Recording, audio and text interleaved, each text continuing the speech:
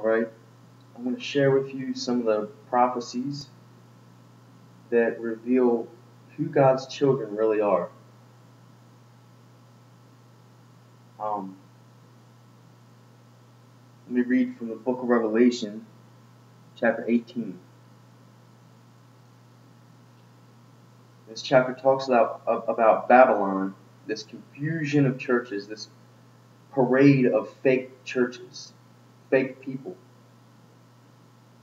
It says, I heard another voice from heaven saying, Come out of her, my people, lest you share in her sins, and lest you receive of her plagues.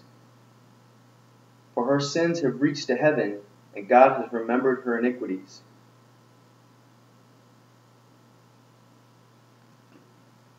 It's time to come out of these fake churches.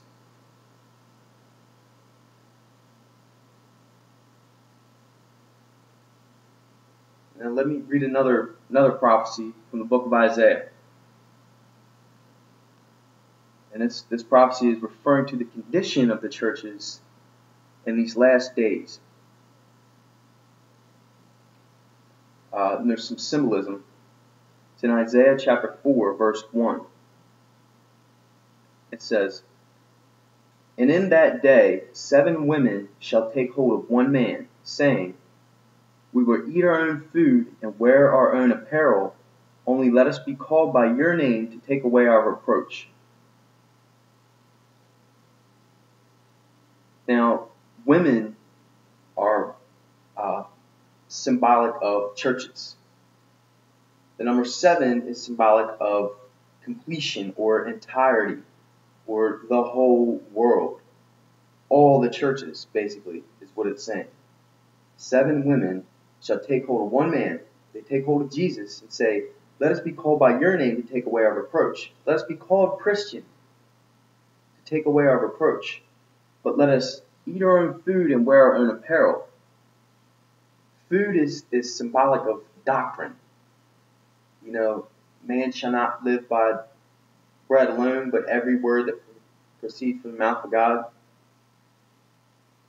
So they eat their own food. They have their own doctrine. And they wear their own apparel means that they have their own righteousness. But again, it says in Isaiah that their righteousness are like filthy rags.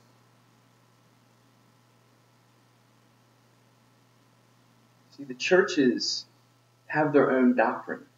They pick and choose scripture. And they emphasize one scripture, but then they throw away another. They completely ignore portions of the Bible. They completely ignore all the warnings that Jesus gave about how the church is corrupt and how the leaders are corrupt. They completely ignore all the scriptures that Jesus gave, all the warnings that Jesus gave about being fake and doing things for show. And they completely throw away all the prophecies that talk about how corrupt the church is. And they completely throw away all the prophecies that talk about how the Gentiles have been God's people all along. And how he took the kingdom from those that say that they're his people and gave it to a nation bearing the fruits thereof. And that nation is the Gentiles. Scattered through all churches, he has his people. But most of his people aren't in the church because they see how corrupt the church is. And that's why it also says in Isaiah chapter 4, verse 2, it says, But in that day the branch of the Lord shall be beautiful and glorious, and the fruit of the earth shall be excellent and appealing for those of Israel who have escaped. For those of God's people who have escaped out of these corrupt churches. I mean, the end is here. And he's warning us, Come out of her, my people, lest you take part in her sins and receive of her plagues.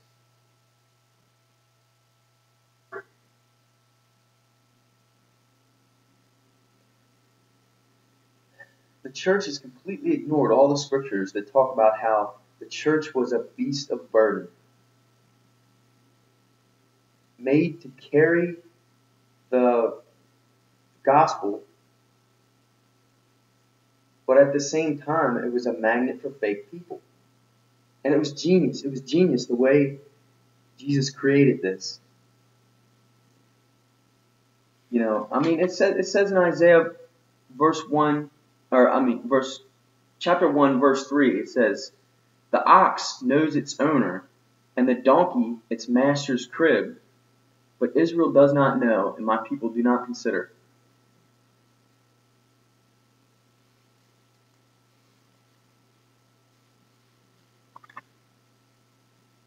They were blinded to the fact that they were a beast of burden. Now, let me read from Romans chapter 11. It talks a little more about this. Romans chapter 11, verse 7. It says, "What then? Israel has not obtained what it seeks, but the elect have obtained it, and the rest were blinded." Sure enough, just as it is written, God has given them a spirit of stupor, and eyes that they should not see, and ears that they should not hear, to this very day. And David says, "Let their table become a snare and a trap, a stumbling block and a recompense to them.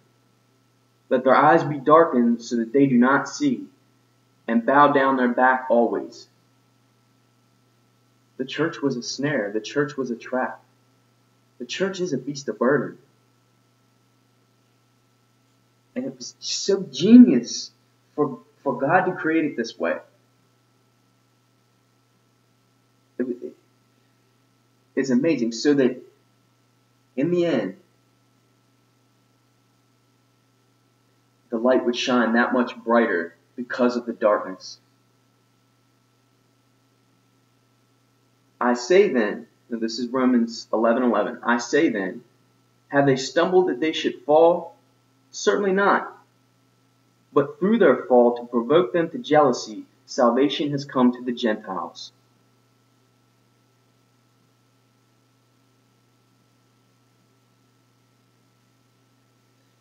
And then in verse 25 it says, "For I do not desire, brethren, that you should be ignorant of this mystery, lest you be wise in your own opinion. That blindness in part has happened to Israel until the fullness of the Gentiles has come in." Well, folks, we're at the fullness of the Gentiles.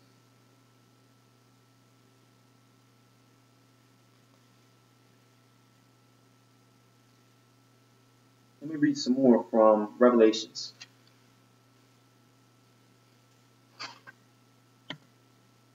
This further shows who God's people really were the whole time. It says in Revelations 14, chapter 4, it says, "These are the ones who were not defiled with women." They were not defiled with churches. It's symbolic. They were not defiled with churches, for they are virgins. These are the ones who follow the Lamb wherever he goes.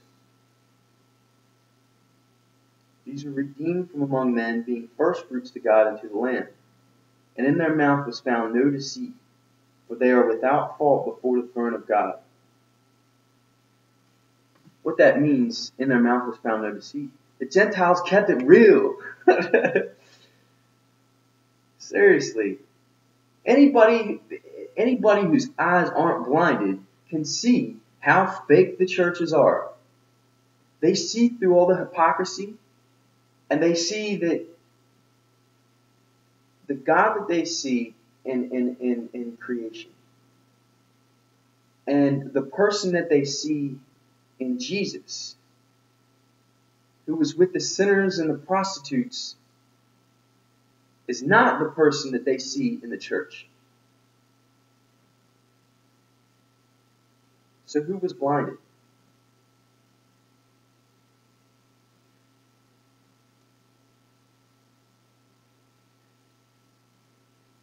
That's not to say that we should behave like heathen. But this is the knowledge of good and evil. This life was set up in a way that, God cursed the ground for man's sake.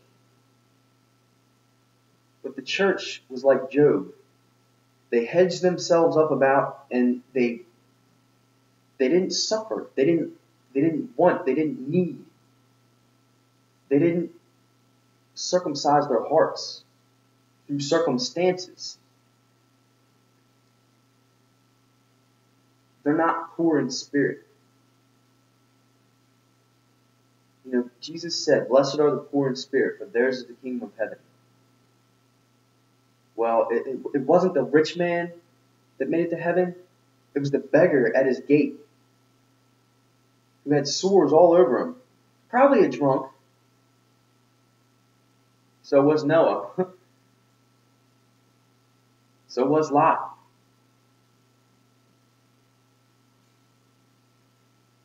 And this is the revealing of the sons of God.